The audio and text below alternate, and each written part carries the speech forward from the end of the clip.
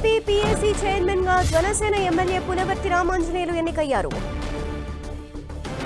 సభ్యులుగా శ్రీరామ్ రాజగోపాల్, బీవీ జయనాగేశ్వర్ రెడ్డి, ఆరిమిల్లి రాధాకృష్ణ ఎన్నికయ్యారు. AP PAC సభ్యులుగా అశోక్ రెడ్డి, బూర్ల రామాంజనేయులు, నక్కా ఆనంద్ బాబు, కోళ్ల లలిత కుమారి, విష్ణుకుమార్ రాజు ఎన్నికయ్యారు. ప్రాధాన్య ఓట్ల విధానంలో బ్యాలెట్ పత్రాలపై ఎమ్మెల్యేలు వారి ఓట్లు వేశారు. ఇక అసెంబ్లీ ఆర్థిక కమిటీల్లో ఏదైనా పార్టీ నుంచి ఒక సభ్యుడు ఎన్నికవ్వాలంటే ఆ పార్టీకి శాసనసభలో ఉండాల్సిన కనీస సంఖ్యాబలం 18. అయితే కేవలం 11 మంది సభ్యుల సంఖ్యాబలంతో 3 కమిటీలకు 3 వైసీపీ ఎమ్మెల్యేలు నామినేషన్ దాఖలు చేశారు. ఎమ్మెల్యేల కోటాలో 9కి గాను మొత్తం 10 చొప్పున నామినేషన్లు దాఖలవటంతో పోలింగ్ అనివార్యమైంది.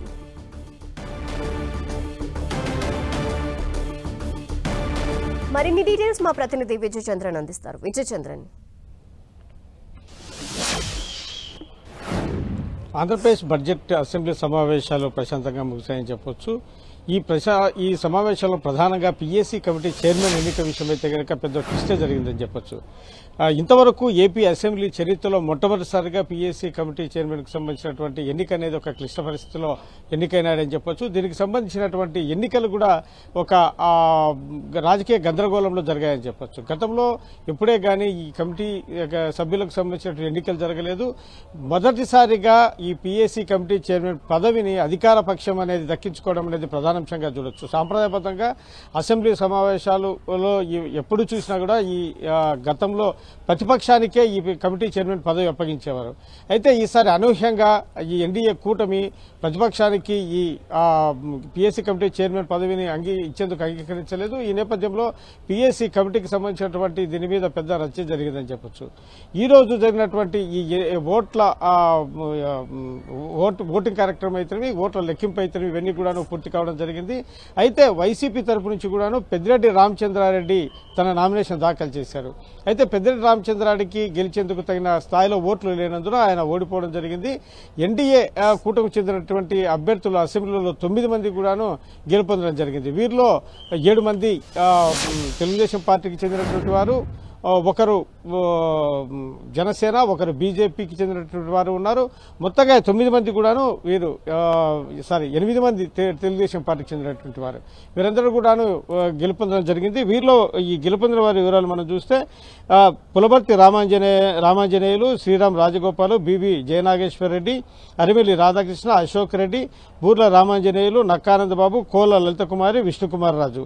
వీరిలో జనసేన పార్టీకి చెందినటువంటి ఎన్డీఏ కూటమిలో అధికార పక్షంలో ఉన్నటువంటి పులవర్తి రామాంజనేయులను చైర్మన్ గా ఎన్నుకోవడం జరిగింది. శాసన మండలిలో మాత్రము ఇద్దరికి ఒక విధంగా చెప్పాలంటే ఇనానిమస్ గానే ఎన్నికయ్యారని చెప్పొచ్చు.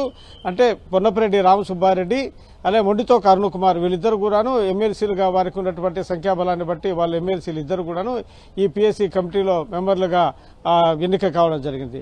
ఈ నేపథ్యంలో 2 సభ్యులు మాత్రమే ఇప్పుడు పీఏసీ కమిటీలో వైసీపీకి ఉన్నారు. మొత్తం ఈ 11 మంది ఈ అధికార ఎన్డీఏ కూటమికి చెందినటువంటి వారు ఉండడం గమనార్హం.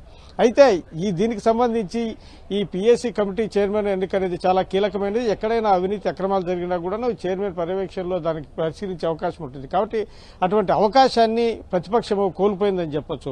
పారదర్శకంగా ఉండాలనేటువంటి ఒక ఉద్దేశంతో ఒక అనవాయితీగా దీన్ని ప్రతిపక్షానికి ఇవ్వడం అనేది జరుగుతూ ఉండేది. కాబట్టి ఎక్కడ చూసినా కూడా దేశవ్యాప్తంగా ఇదే అమలు అవుతా ఉంది. అయితే దీనిని ఈసారి మటుకు గండి కొట్టారని చెప్పొచ్చు. అయితే మండలి నుంచి 2 వైసీపీకి చెందినటువంటి ఎమ్మెల్సీలు కమిటీ మెంబర్లుగా ఉన్నా కూడాను ప్రభుత్వం మటుకు వారికి ఇచ్చేందుకు అంగీకరించలేదు. ఒకవైపు చూస్తే కనుక శాసన సభలో వారు ఓడిపోవడం కూడా జరిగింది. ఆ తర్వాత దీనికి సంబంధించినటువంటి విషయాల మీద ఇదంతా కూడాను ఒక తాలిబాను పరిపాలనలో మాత్రమే ఆఫ్ఘనిస్తాన్లో ఈ పీఏసీ కమిటీ చైర్మన్ అనేది ప్రతిపక్షానికి ఉన్నటువంటి పరిస్థితి, అక్కడ ఉన్నటువంటి పరిస్థితులు ఆ విధంగా ఉన్నాయి. కాబట్టి అదే పరిస్థితి ఇక్కడ రాష్ట్రంలో నెలకొని ఉందా అని చెప్పేసి వైసీపీ ఎమ్మెల్సీలు అందరూ కూడాను విమర్శించిన పరిస్థితి అయితే మనం చూస్తూ ఉన్నాం. తర్వాత ఈ 10 రోజులు జరిగినటువంటి ఈ అసెంబ్లీ సమావేశాలు మనం ఒకసారి పరిశీలిస్తే కనుక ఈ 59 గంటల 55 నిమిషాల పాటు ఈ శాసన సభ జరిగింది. దీంట్లో